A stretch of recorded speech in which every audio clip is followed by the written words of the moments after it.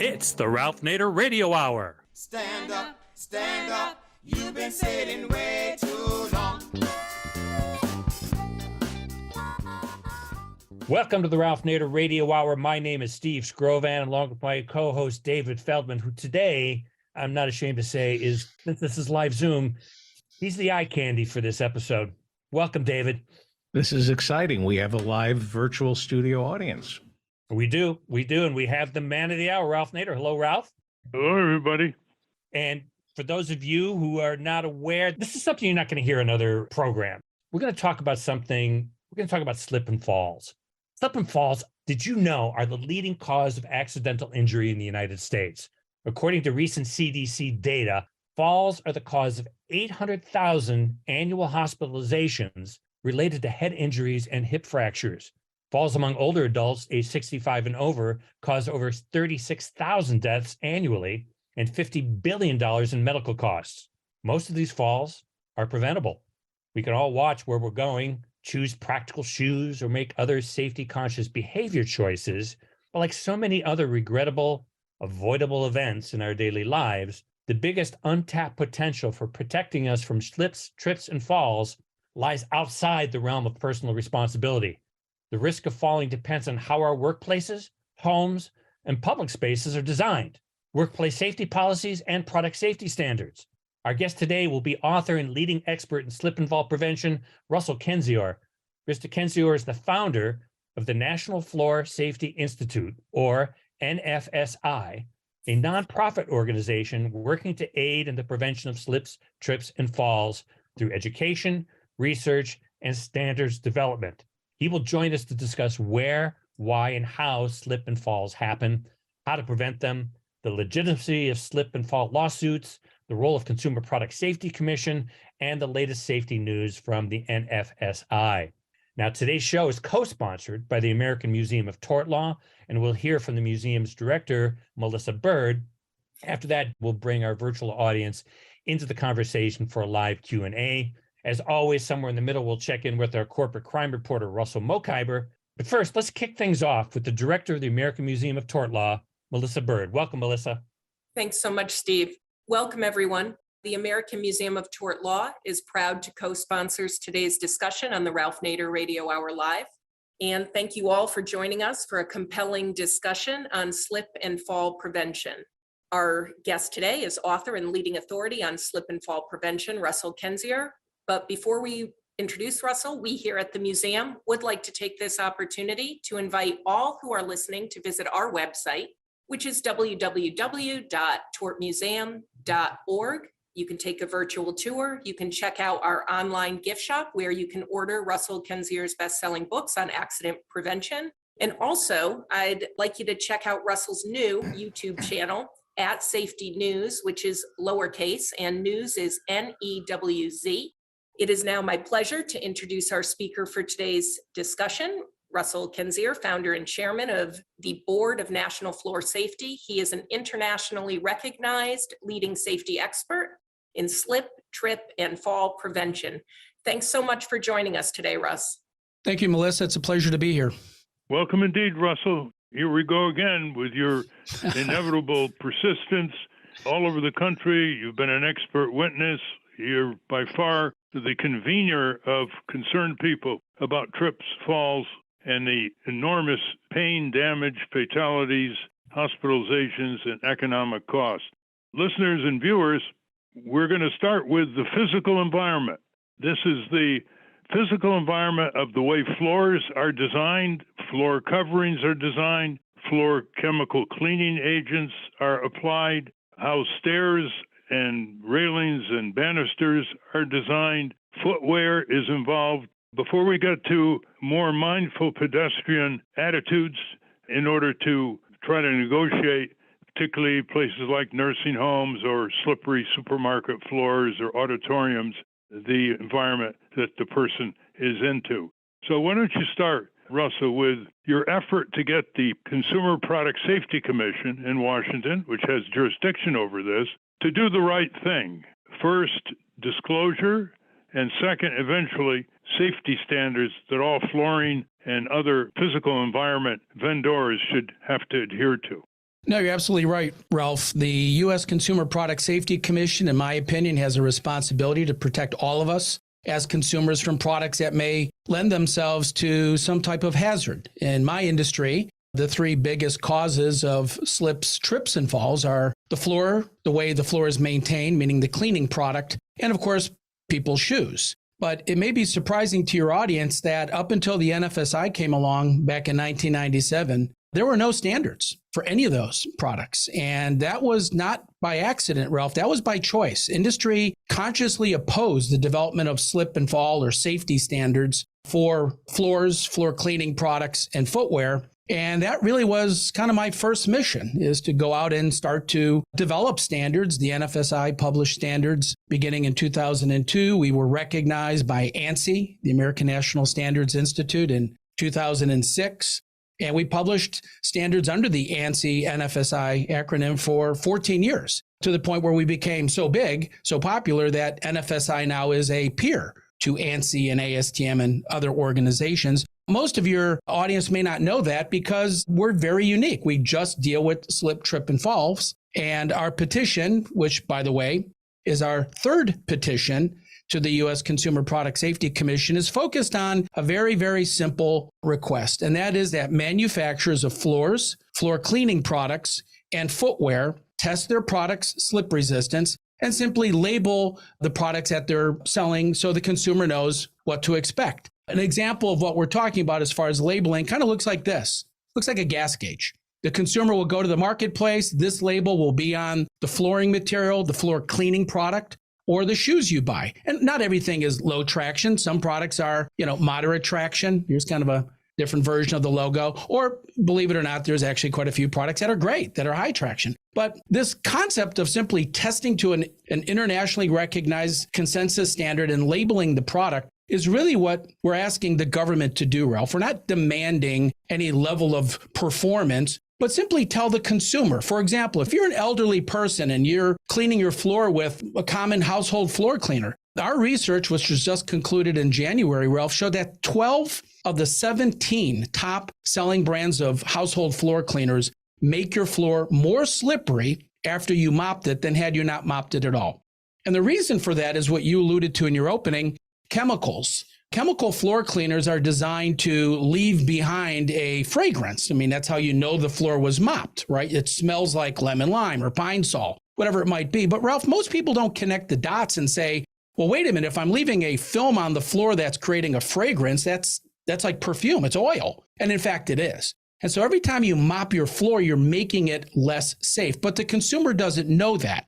Same is true for floors. Many floor covering products simply have a low level of traction right out of the box. And so then you start mopping it with a cleaning chemical that reduces the slip resistance. And then last of all, you're walking on it with shoes, many of which have a low level of traction. And you wonder why we have this $150 billion a year crisis. And by the way, that number is growing, facing all Americans, predominantly, of course, the elderly.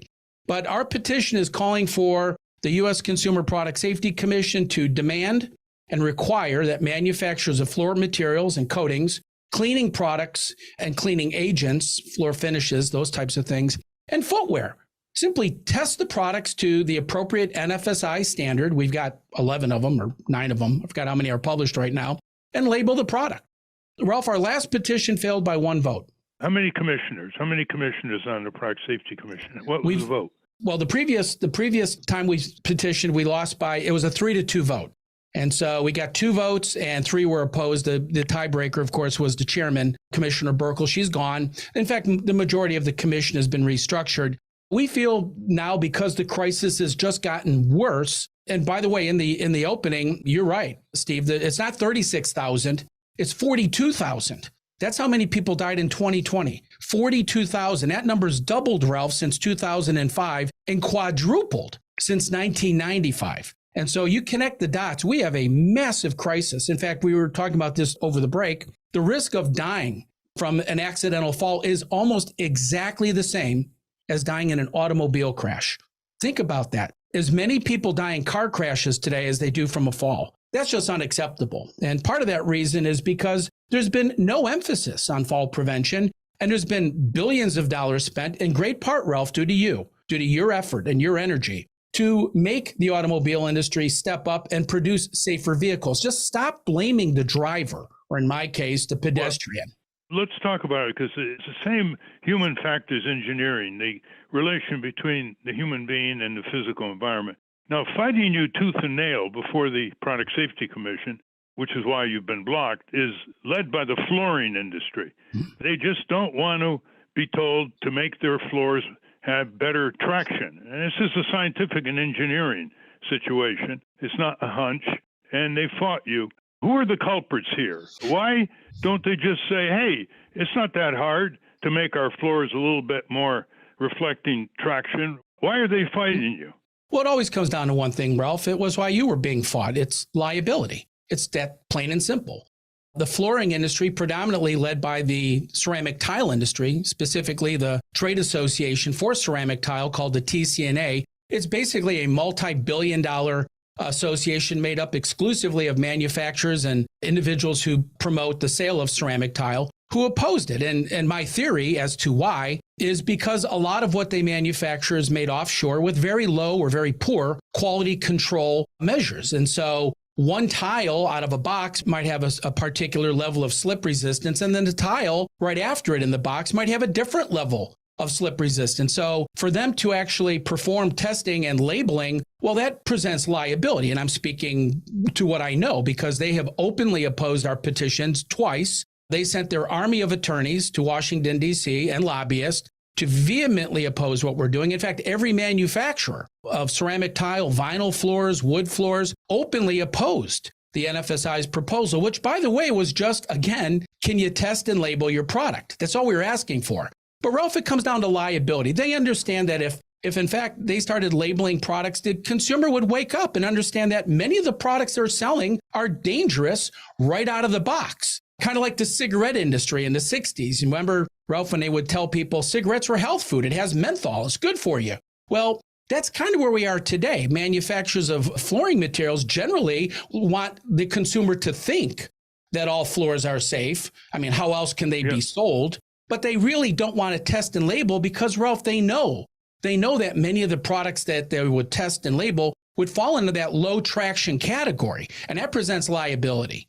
And I want to just interrupt you here for a minute. The full petition by Russell and the National Floor Safety Institute to the Product Safety Commission is labeled Petition, quote, to mandate the testing and labeling of the slip resistance traction of commercial and residential grade floor coverings, floor coatings, treatments, residential and commercial floor cleaning agents, and consumer footwear, unquote.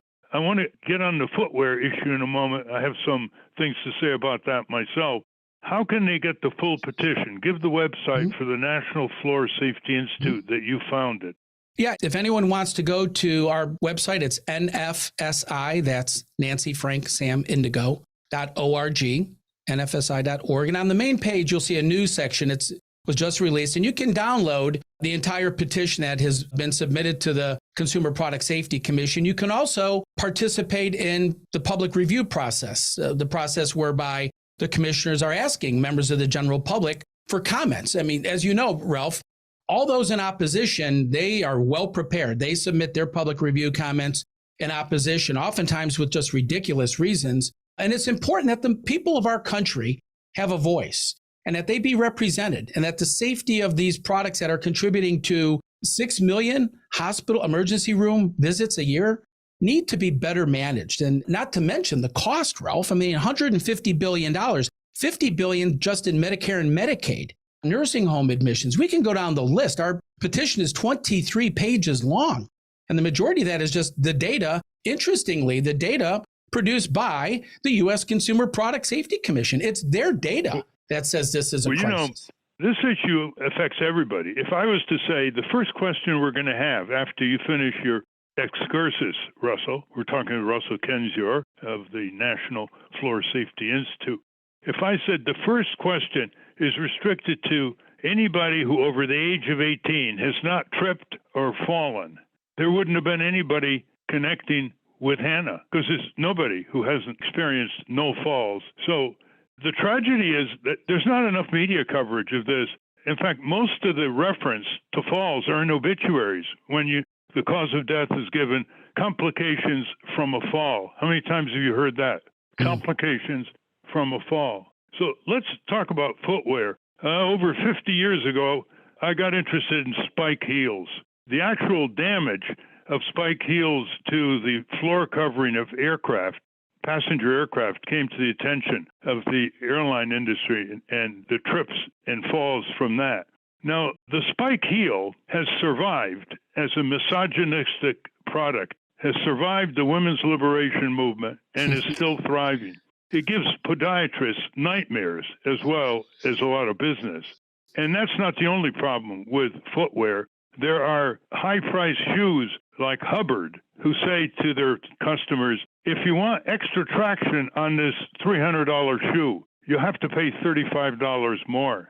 So start with the spike heel and go to the footwear problem. And why is the industry so stubborn in persisting in the design of slippery footwear? Oh, you raise an excellent question. And, the stiletto spike heel is a fashion statement. And I would be willing to bet you, this would include the ladies on the panel, that even if women knew just the inherent risk of stiletto heels, they would still wear them because they're fashionable. Not only are they destructive, as you mentioned, to women's feet, but they present an elevated trip hazard. The bigger hazard, believe it or not, Ralph, is in conventional non-spike heeled shoes. We've all seen when you go to the store, or those who are in the workplace, workers will buy shoes that are called slip resistant. You look on the bottom of the sole. And most shoes are not labeled at all. But if you look at the bottom of certain work shoes or work boots, and this speaks to our audience that's involved in the workplace injuries, they'll say slip resistant. Well, Ralph, we asked the question, what does the word slip resistant mean? Can you tell us, footwear industry, how do you test? How do you define the term slip resistant? This was true of floors as well. How is the term defined? And you know what you find, Ralph? It's not defined. See, it's an adjective. It provides this kind of inherent benefit, like new and improved. So slip resistant is put on shoes, but it's never been defined, and they never tested to it. There's no testing being done on footwear of any type in our country until NFSI came along and issued its standard 2 years ago for measuring the slip resistance of shoes, which generally is being opposed, again, by the footwear industry, and presumably in great part because of liability. And so we get into this quagmire. Terms are used that are undefined. Testing is not being performed. Industry looks the other way, and they would much rather people assume that it was their fault. I did an episode on my YouTube channel where I closed with a very powerful personal view. And, I get offended when people say, watch where you're walking. And the reason I get offended is because my father, Ralph, was blind. He couldn't watch where he was walking. I grew up with a father from my age of 12 years old, was blind, permanently disabled. And so when people say, watch where you're walking, I think of my dad, Joe Kenzior, who didn't have the ability to look where he was walking. And who's looking out for him? And so I take that personally. And on behalf of the 18, 20 million Americans in the United States that are suffering from some visual disability, stop blaming them. Fix the problem. Take the concerted effort to make products safer, including shoes. And if you're going to label them as slip resistant, we need to have a standardized, uniform scientific means of testing and labeling. Simply level the playing field. And your research shows what percent of slip and fall injuries attributed to the footwear industry?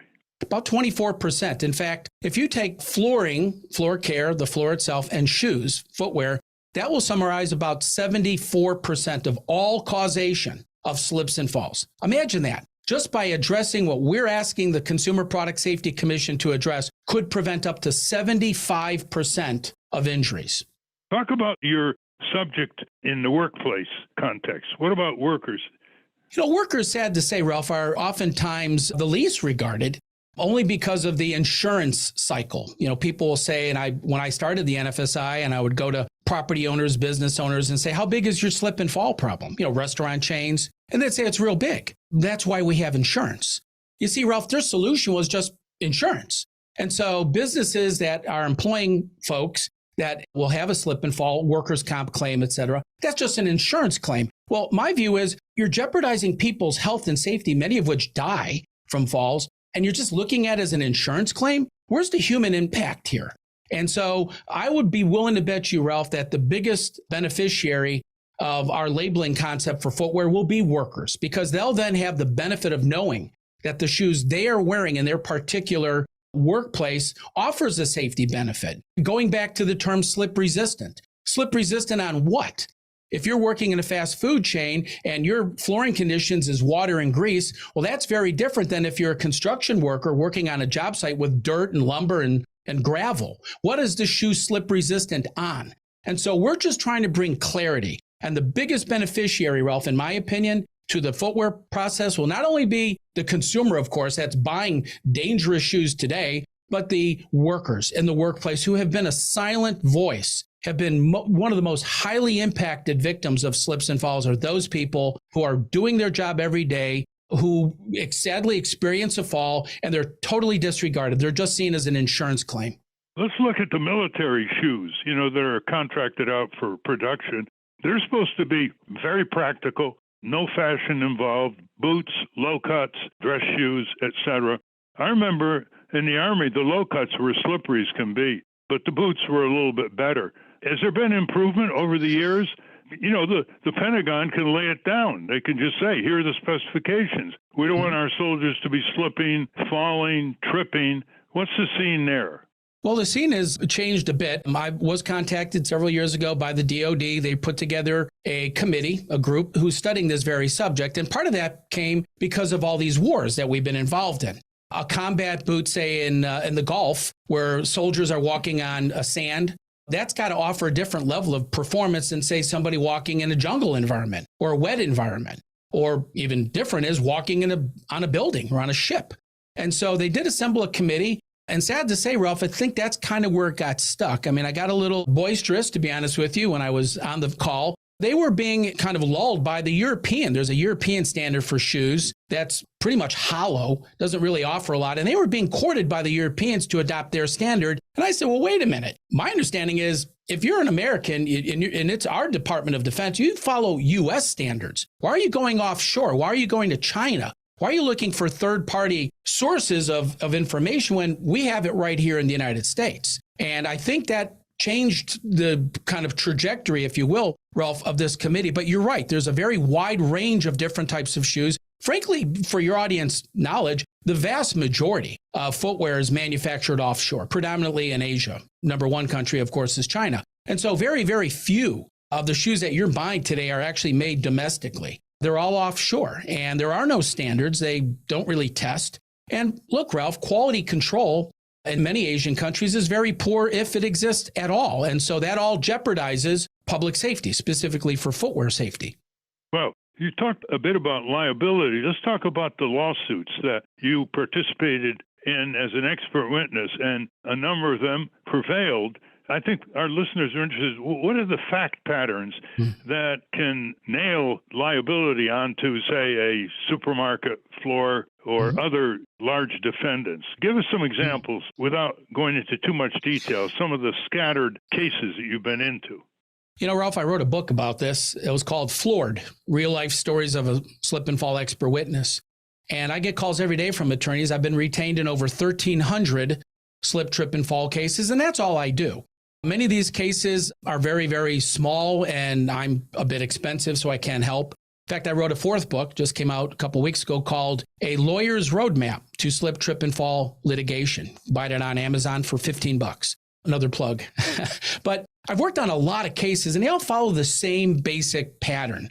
Slip and fall, wet floor, property owner knew about it, predominantly retailers. Retailers have generally poor policies and procedures. Their employees are poorly trained, high turnover of their workplace, and they just don't care. And again, it's seen as a cost of doing business. I remember one case where I represented a defendant of a grocery store who thanked me for helping them, quote, win their lawsuit. And I said, well, you spent $150,000, $200,000 just defending yourself. You got 12 more lawsuits. If this is winning, what do you call losing? And they looked at me like, well, what do you mean? I said, what's your prevention policy? What's your strategy? And you know what they said, Ralph? They said, well, Russ, what we do is we just absorb the cost of slips and falls. We pass it along by way of raising the price of bananas. And I didn't know this, Ralph, but bananas are the number one object or food item that's sold in a grocery store. And then we blame the trial attorneys. And that's the answer. That's what corporate America does. They pay the cost, they pass it along to the consumer, and then they demonize somebody else, the trial attorneys. Well, I've worked on cases that have had massive jury verdicts. One that's in front of the Texas State Supreme Court as we speak. $19 million jury verdict, $13 million in punitive damages against a retail grocery store where a Vietnam vet tripped and fell over a pallet and shattered his elbow. And the grocery store had absolutely no shame whatsoever. The maximum amount they offered this poor gentleman, I think it was like $10,000. Well, Ralph, he walked away with $19 million, assuming the Supreme Court of Texas doesn't interfere in that, $13 million in punitive damages. See, the people of America are waking up. They're tired of these same policies and procedures that corporations and insurance companies push on to all of us, and they're fighting back. And you probably heard the term nuclear verdicts, where a lot of juries are coming back with multi-million dollar jury verdicts because they don't like big companies. They don't like the way the insurance industry steamrolls people. And in my experience, I've worked on at least 10 or 12 cases that were $10 to $20 million jury verdicts right off the bat. And so it's very expensive. Now, don't misunderstand, Ralph, and I know you've got some experience in this. Corporate America will fight tooth and nail. If you go to your local grocery store and you slip on a wet floor and they knew about it and there's surveillance video showing it, they will still force you to file a lawsuit. They rarely pay. In fact, I don't remember ever being retained in a case where, a property owner, a retailer, large company ever paid a claim. They fight everything. They put people through the ringer, especially older people who don't want to file lawsuits. They've never filed a lawsuit. They're very uncomfortable. They don't want to be deposed. It's very, very, traumatic for them. And they push people to the brink, Ralph, where they have no choice but to file a lawsuit, most of which settle. But those who don't oftentimes will garner a very large jury verdict. Let me ask you some quick questions. Are there any good companies in this area? Once in a while, there's a good, responsible company that leads the way, sets the stage in terms of floor covering or other physical environment issues that you just discussed. Any good company? You betcha there are. And not only just good companies, but good insurance companies. I worked on cases for companies like Hy-Vee, the grocery store chain, and they have a very straightforward policy. Our workers are supposed to look for wet floor hazards all the time. That's their policy, not once an hour, not whenever they're on their way to the break room. And when they find a hazard, they stay with the spill, they call somebody over, and they fix it immediately. They're a good example of a good company. Name the company again slowly. It's Hy-Vee, Hyvee. They're out of the Midwest, and a great company. Their policies are very well written, and they hold their employees, Ralph, accountable. And that's the key. You can talk about safety culture, but if the culture of the corporation really doesn't focus on or invest in safety, the workers know that. The same is true for the insurance company. We work very closely with a company called Allied Insurance, and they are heavily invested in this area. They put a lot of energy into training and holding their policyholders accountable for performance. And that oftentimes is in the face of potentially losing a client. But again, there is a migration. It is changing. But sadly, Ralph, as long as the Harvard Business School keeps putting out MBAs that have this attitude of safety doesn't matter, it's a cost of doing business, pass it along to the consumer, and then demonize the trial attorneys, things aren't going to change. And I modestly make fun of Harvard University because I've actually heard that preached by Harvard MBA grads. That's the strategy. That's the model. And I think it's just despicable because, look, we can talk about the money, Ralph, and there's a lot of money being spent, but these are human beings. This is your mother, your wife, your sister, your neighbor, or you. These are real people getting injured every day needlessly because corporations don't want to step up and do the right thing.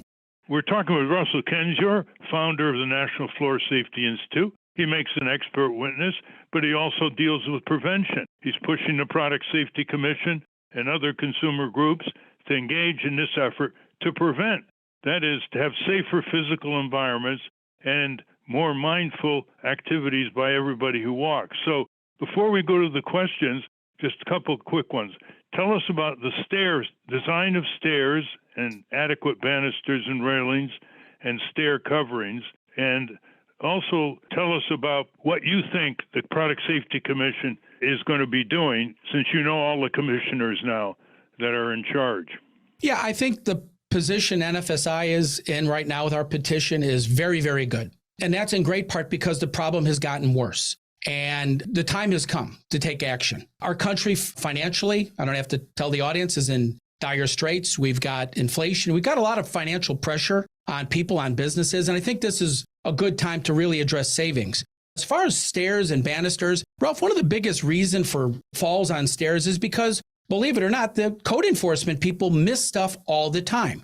The geometry of stairs has been around for many, many, many years, hundreds of years, that you want to have a 7-inch rise and a 12-inch depth or run on the step. You want to have handrails on both sides. They want to be circular so you can grab onto them if you need to balance yourself. And that stair nosings, that edge of the step, needs to have a slip-resistant strip, and it has to be demarcated. It has to be of a contrasting color to the step. So as people are going down the stairs, Ralph, they can see where the edge of the step is. See, a lot of people will fall down the stairs, and those are oftentimes fatalities because the nosing, that edge of the step, was not visible. They couldn't see it, or it was really, really rounded off and slippery.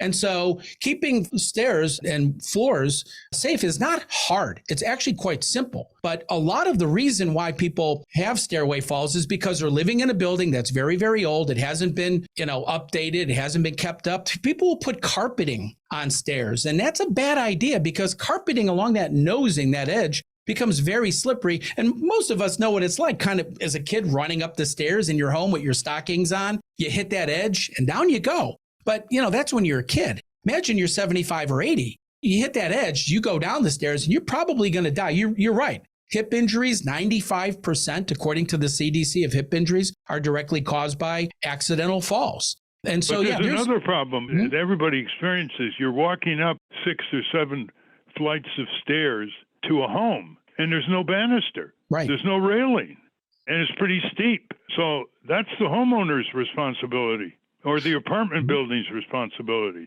What do you know about that? Yes, if you are renting the building, meaning it's not your home, it's an apartment or a facility you're renting, the property owner, the landlord, has a responsibility to keep it in safe operational condition.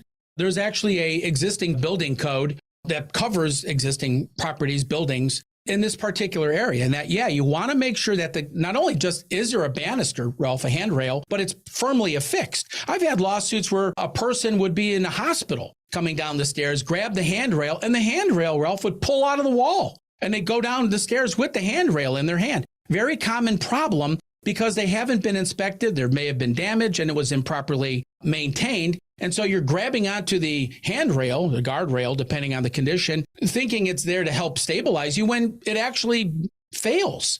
And there's been quite a few cases. A lot of people, Ralph, fall downstairs, especially at home. And most of those people are, sadly, the elderly. And when they go down the stairs, it's usually a serious hip injury, a head injury. If they're living alone, there's no one there to know they fell down the stairs. And sadly, they'll die. We should emphasize that all these situations in the court of law are under tort law, that the plaintiff's attorney files these reckless conditions, flooring, stairs, chemical cleaning agents, whatever. These are torts. Wrongful injury. That's what the Tort Museum is all about. And so keep that in mind. It's good to talk about them as torts because people often don't recognize how important tort law is to protect them, to help compensate them, to disclose to a larger audience the hazards for their own protection, and to engage in prevention, which Russell Kenzior is all about. Thank you, Russ and Ralph. Up next, a Q&A with our virtual audience. But first, let's check in with our corporate crime reporter, Russell Mokhiber. From the National Press Building in Washington, D.C., this is your Corporate Crime Reporter Morning Minute for Friday, April 14, 2023. I'm Russell Mokhiber. Gretchen Morgensen and Joshua Rosner are out with a new book. These are the Plunderers, How Private Equity Runs and Wrecks America. The authors investigate some of the biggest names in private equity, exposing how they buy companies, load them with debt, and then bleed them of assets and profits, all while prosecutors and regulators stand idle. And they show how companies absorbed by private equity have worse outcomes for everyone but the financiers. Employees are more likely to lose their jobs or their benefits. Companies are more likely to go bankrupt. Patients are more likely to have higher healthcare costs. And residents of nursing homes are more likely to die. For the Corporate Crime Reporter, I'm Russell Mokhiber. Thank you, Russell. Welcome back to the Ralph Nader Radio Hour. I'm Steve Scrovan, along with David Feldman, Hannah Feldman, and Ralph. Let's take some questions. Hannah?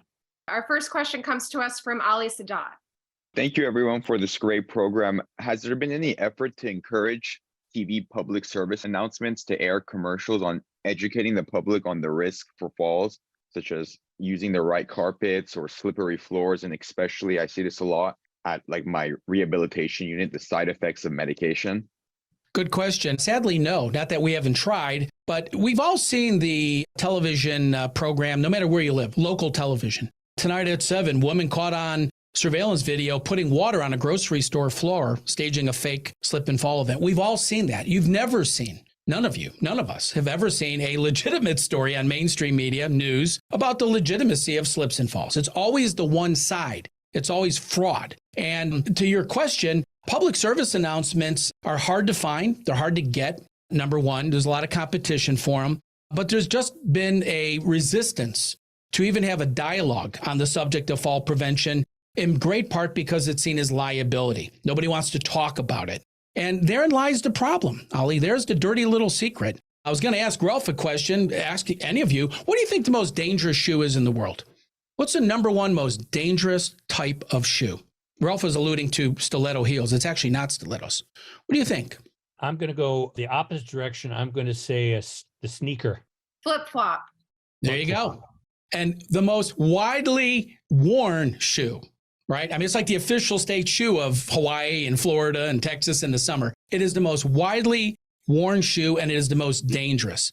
And it contributes to a lot of slips and falls. And again, product labeling will help. Hey, if you want to wear flip-flops, folks, have at it.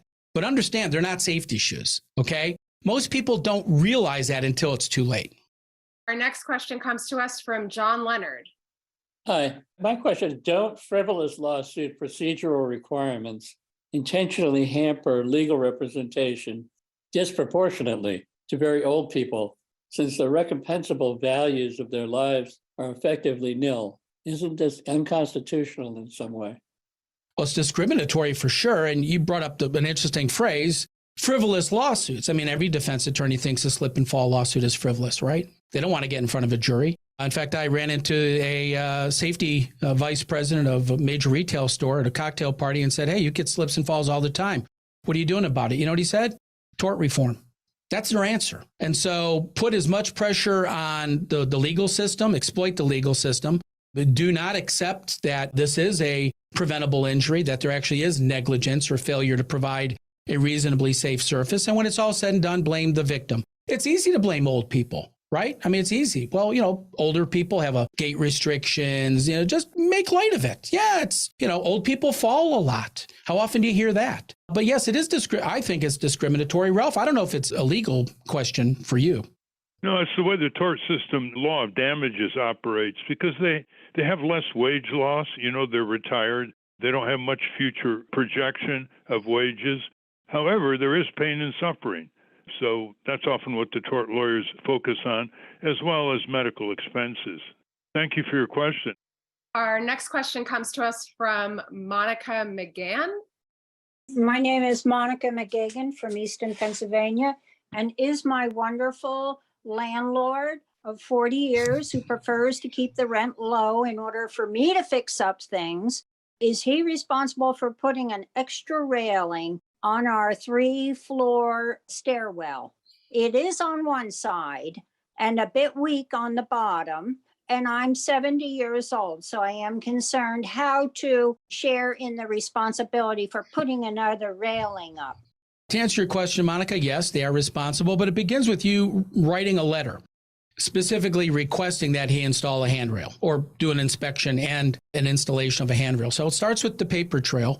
Your rent might be low until you fall down those stairs, and all of a sudden the rent's going to go way up because your injury is going to cost him a lot of money.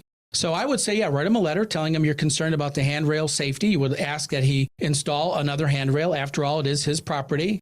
You can't necessarily just be making alterations without his approval, and see where it goes from there. If he says no, then to all the attorneys in our audience, I guess that's what's called being on notice. Right, Ralph? That's right. And poor lighting often is a factor. We didn't get to all these other factors. Poor lighting. Thank you very much, ma'am. Our next question comes to us from Phil Allen. Good morning, folks. I'd like to know if the term floor is expanded to outdoor surfaces. And furthermore, I'm very concerned about wet surfaces outdoors when it's raining, because I've nearly come to grief several times. What is the safest outdoor wet surface? Thank you very much for your answers. No, thank you, Phil. Yes, the standards do apply. In fact, just last week, the NFSI published its long-awaited wet barefoot standard. This is a standard that would apply to swimming pool decks and bathtubs and showers. And this took, I think, 10 years for the NFSI to move this standard along. A lot of opposition. But now there's a wet barefoot standard that protects people both inside as well as outside. As far as the safest product outdoors, believe it or not, it's good old-fashioned broom finished concrete. You can run on a city sidewalk in the rain and not slip. But it's not necessarily attractive. It's not easy to clean, but it does offer a very, very high level of slip resistance. If you're going to provide any type of painting or coatings, like you see on handicap ramps in a parking lot outdoors, make sure you put the right amount of aggregate or sand in the paint to enhance its slip resistance, because painted surfaces, paint in general, provides a very low level of slip resistance, specifically when it's wet. And when it's raining outside, that's when, probably, Phil, as you mentioned, that's when you're most concerned about slips and falls on wet surfaces outdoors. By the way, Russell, those who don't get a chance to ask the question, or those who ask the question but want more response, they can always contact you, right? Sure. Yeah, my email address is Russ K, that's RUSSK, the letter K, at nfsi.org. And feel free to reach out to me. By the way, the NFSI website has a ton of information. Most of it is free, a lot of recommendations, just a lot of stuff for everybody to benefit from. It is a 501c3 charitable foundation, so we really don't spend a lot of our monies on payrolls. In fact, I'm a volunteer. I don't know if you knew that, Ralph. Not only am I the founder, but I'm not paid. I'm a full-time volunteer for the NFSI. So go to the website. A lot of good information. Our next question comes to us from Ahmed Bouzid. So my question is the following. Ralph has shown us that when companies do the right thing, eventually they themselves benefit from doing the right thing. And so for specifically those situations where the conversation is between you and, say, the employer, why not engage CFOs and show them that the lost revenue, the lost productivity of an employee who falls, especially an expensive employee, but all employees, right? If you do the math, it's much better to do the right thing as opposed to pay and so forth. Well, doing the right thing, Ahmed, is debatable. They think they're doing the right thing, right? I mean, they look at it as, why would we spend, for example, $1 million on improving the slip resistance of our floors when we only have a $500,000 slip and fall problem? And so it becomes a mathematical debate. They do think they're doing the right thing. But remember, as long as somebody else is paying the bills, why should they change? As long as they can simply pass the cost along to their customers, what's the motivation for them to change? Litigation is a motivation to change. That gets that CFO's attention. But I would ask you this, Ahmed, just to yourself. It's a rhetorical question. How many corporate CEOs, CFOs, COOs came up from the ranks of safety? And the answer is 0.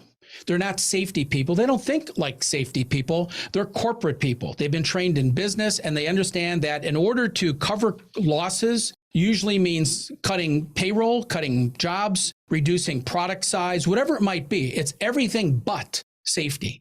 They just don't think in that context, even though it's very logical. And Ralph, you faced this in your career. Yeah, it's the insurance industry problem too. Once a company is insured, they sort of let their guard down, say, well, if something happens, the insurance company will cover it. That's what I'm paying premiums for. On the other hand, the insurance company should have a goal of loss prevention to keep their claims down. So they should do what the insurance companies did in the mid-19th century when they inspected boilers of the new industries. And they would insure a boiler that didn't meet the insurance company's engineering standards. They would say, unless you meet these standards, we're not insuring you. And so the factory owners said, well, we got to have insurance. Boilers explode quite frequently. Let's raise the standard for our boilers. So the insurance company is a whole part of the story. But well, let me interject, Ralph. You mentioned a while ago on one of your previous radio shows how the insurance industry makes most of its profit from investments, where in the past they made most of their profits from reducing claims. And so the industry's changed, where claims become less of an emphasis in terms of revenue self-preservation or profits because they are heavily invested in Wall Street and other enterprises where the bigger monies are coming in. Yeah, that's true. More money comes from their stock and bond and other investments now than from their premiums. And it turns them into financial companies instead of what was the case in the 19th century. They were basically insurance engineering companies. They were interested in loss prevention and the safety conditions of their customers, such as factories. Our next question comes to us from Karen Johns. Hello, thank you. I'm near Boston. There's a preferred site for a new school that's going to be built on a steep ledge, and the access will be over 1,100 feet of ramps and stairs to get, yeah. And when asked about safety, the school building committee says, don't worry, basically don't worry, there's insurance. Liability. That has happened. We've witnessed it. And it's a vocational school and they run evening programs for adults. So there's many, many people that use this school. So I have questions. Is there something I can download where I can show different commissions some facts that might make them pay attention? Anything at the Tort Museum? And also I'm wondering, it's a regional school, but it's permitted by the one town that it will be built in. Would that town have greater liability? If that's the thing that makes them pay attention, I'm wondering. I don't know. And I also would like to hear what you have to say about the risk of this. A lot of them will be vocational students. They'll be young, but not all because of the evening programs. Good question. The ADA does govern much of what you're discussing as far as landings and ramps and total distances that can be used on a walkway. Remember, most people that are disabled, specifically those in a wheelchair, they don't have the strength to roll a wheelchair up 1,100 feet of inclines. Just that simple. So that's a factor. Just go to the ada.gov and there's a section on ramps, exterior as well as interior ramps. That would be a good starting point. Your local building code has to inspect per the ADA before they get an occupancy permit. I'm a bit surprised, but not, that the committee you mentioned always assumes there's insurance and there's nothing to worry about. Well, until it's their kid, right? Until it's their child that falls down those stairs and gets killed. Then it's a crisis. But today, who cares? Sad to say, and I'm being honest with you, I doubt anything will change until somebody gets hurt. That tends to be the way government responds. It's crisis management. And right now there's no crisis. It's a design element. Some architects signed off on it. I'm sure it looks really, really great to the committee. But safety always takes a back seat, doesn't it, Ralph? Yeah, well, I once was informed by someone who had a similar situation. And what he did was he printed skull and crossbones and stuck them on the premises just to get the attention. Anyway, if you have more follow-up questions, I'm sure you do on that, ma'am, Russell will answer it. Just go to that website that he mentioned, and he'll mention it again before we conclude. Our next question comes to us from Lynn Harvey. Hi, I recently had a serious fall just walking on the sidewalk that was uneven. How can the problem of dangerous sidewalks best be addressed and hopefully corrected in a timely manner? Well, good luck. It's like a stop sign, Lynn. You can complain that you need a stop sign at a particular intersection. Kids are crossing near a school district. Sadly, it takes a child losing their life before the city puts a stop sign up. That just tends to be the way a lot of people think about safety. It's always a response to. But complain, right? The first thing you want to do is complain in writing. Because a lot of times what business owners, cities will say is, well, we've never received a complaint. So complain. Start with a complaint because that way they can't say we never received one. And send it to the town attorney's office or the city attorney, which sends another kind of message. With fewer and fewer people using sidewalks, sidewalk maintenance has deteriorated. In the 1930s, 1940s, 1950s, towns were much more concerned about level sidewalks and not rutted sidewalks and undulating sidewalks. So if you send to the town attorney, because some towns say, well, it's the homeowner has to maintain, but the ground under it is owned by the town. Anyway, just make it a legal issue, not just a walker or a pedestrian issue. And you might get their attention and send it to the local paper or local radio station. It's a problem in town after town after town. I'm glad you raised it because we neglected to cover sidewalks. Our next question comes to us from Norman Hussar. Hi, thank you so much for your program. A few years ago, I had a slip and fall. I injured my knee. I had to have a knee arthroscopy. My experience with Anthem, the day of the surgery, they decided to cancel my surgery, was what I was told. I told them the previous day I'd recorded them approving it. I didn't realize that slip and falls were something that I could sue them for. I find it odd that I had to threaten Anthem to get my knee surgery. I never decided to sue anybody, but it begs the question for me at this point, namely, what is the statute of limitations for slip and fall? And do you guys, in your experience, find medical providers withholding diagnosis or treatment for slip and fall injuries? Because obviously, if you relate it to somebody's geriatric condition, perhaps there never was an injury.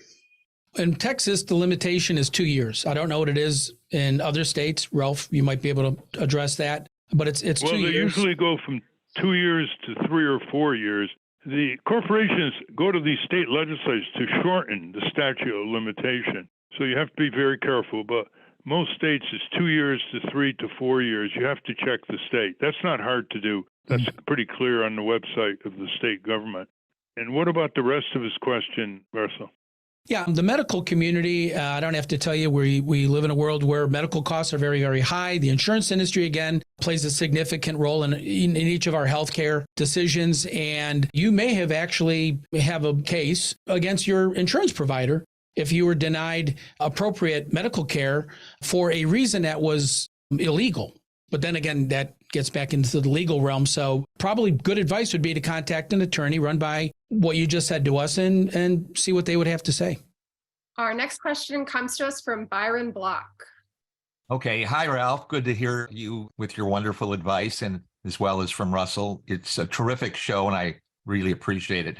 My question is that many folks will pave their driveway with a smooth asphalt coating, which is often urged by contractors. Do the coating every 3, 4, 5 years. Your driveway will look gorgeous, and you'll avoid problems of the driveway cracking. But those asphalt driveways are much too slippery, especially after any rain. It's like trying to ski down a slope when you want to walk, down your driveway to get the newspaper or talk with some neighbors. So it's safer to use an aggregate mix within the asphalt coating, so you'll get a much more anti-slip surface. And so my question to Russell is, and to Ralph, can there be a regulation to prohibit ultra smooth asphalt coverings on driveways? Because again, when it rains, and even sometimes oil will leak from your car that's parked on the driveway, and it becomes extremely slippery. And I know this from firsthand experience in my neighborhood. When there's a slight rain and you watch people walking down the driveways from their home to the streets, it's as if they need ski poles to help them navigate safely. So what can be done about smooth asphalt driveways? Couple things. One, you describe a common problem. These sealants, as they're known as, are designed to seal the asphalt so water doesn't penetrate into the asphalt surface and in the winter months freeze and break up the asphalt. They're attractive, they're simple to apply, and they're relatively inexpensive. The problem is they're very slippery, especially if you have a driveway that's on a slope. And I think that's what you were alluding to. So yes, you want to make sure they use an aggregate. It's not hard to do. Most of these surfaces are either hand rolled. They'll come out with 5-gallon buckets of the sealant. They can add the aggregate directly into the sealant, mix it up, and when they roll it, you get an abrasive surface. The cheaper ones are the ones that are sprayed on. They'll come out with a spray gun and put a very, very thin film of the asphalt sealant. You can't really add aggregate to it because there's not enough sealant for the aggregate to hold on to. Your second question, yes, there are standards. The NFSI standards will help protect you because walkways need to be slip resistant. That's the building code requirement, the ADA, all the federal rules that use that phrase slip resistant now require that you have those aggregates or some type of attraction enhancing material on exterior walkways that are anticipated to be wet. And so the NFSI B101.3 standard will benefit you because in the hopefully unlikely event somebody gets hurt, you've got a case. And the reason I say that is, look, I'm not a plaintiff advocate. I'm a safety guy, okay? But sometimes that's your only channel, is the legal channel to pursue your claim. And so add the aggregate and that should do the best, you can, short of changing out the asphalt on your driveway. Give your website again in case someone missed it. Yeah, it's NFSI. That's Nancy Frank Sam Indigo.org. My email address is Russ K, that's RUSSK at NFSI.org. You can download our petition. There's a lot of great information there. My YouTube channel, if you want to visit that, which covers a lot of this material, plus a lot more, is Safety News, and that's news with a Z. And so there's a lot of good information out there, a lot of good information. We've been speaking with Russell Kenzior, who started and runs the National Floor Safety Institute, a nonprofit institute, who is also an expert witness in trials where liability is an issue for the manufacturer of flooring or any kind of other product we talked about on this program. And he has a petition before the Product Safety Commission to provide more information for you so that you can go to the store if you buy these kinds of projects, footwear or whatnot. There are certain A, B, C, D categories of traction and safety that you can respond to in your purchases. Thank you very much, Russell. No, thank you, Ralph. I appreciate the candid conversation we had today and hope everybody learned a little bit and becomes engaged in really what is such an important problem. For sure. I want to thank our guest again, Russell Kenzior, and a special thanks to Melissa Bird of the American Museum of Tort Law and everyone in our virtual audience. For those of you listening on the radio, that's our show. For you podcast listeners, stay tuned for the bonus material, some of the questions that we couldn't include in the short radio segment. That's in the wrap-up. A transcript of this program will appear on the Ralph Nader Radio Hour Substack site soon after the episode is posted. The producers of the Ralph Nader Radio Hour are Jimmy Lee Wirt and Matthew Marin. Our executive producer is Alan Minsky. Our theme music, Stand Up, Rise Up, was written and performed by Kemp Harris. Our proofreader is Elizabeth Solomon. Our associate producer is Hannah Feldman. Our social media manager is Stephen Wendt. Join us next week on the Ralph Nader Radio Hour. Thank you, Ralph. Thank you. And the Capitol Hill Citizen is out, the latest edition. Many people around the country have bought the earlier editions and been very praiseworthy. It's non-official source journalism on your members of Congress, straight out. And you can get it from CapitolHillCitizen.com. Thank you, everybody.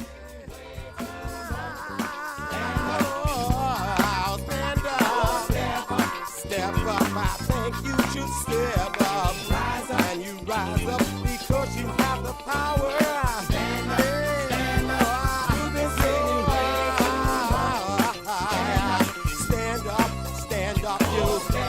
You step up. I think that we all should rise up, and you rise up, and you rise up. Stand up, and you rise up. You've been sitting way too long. Stand up.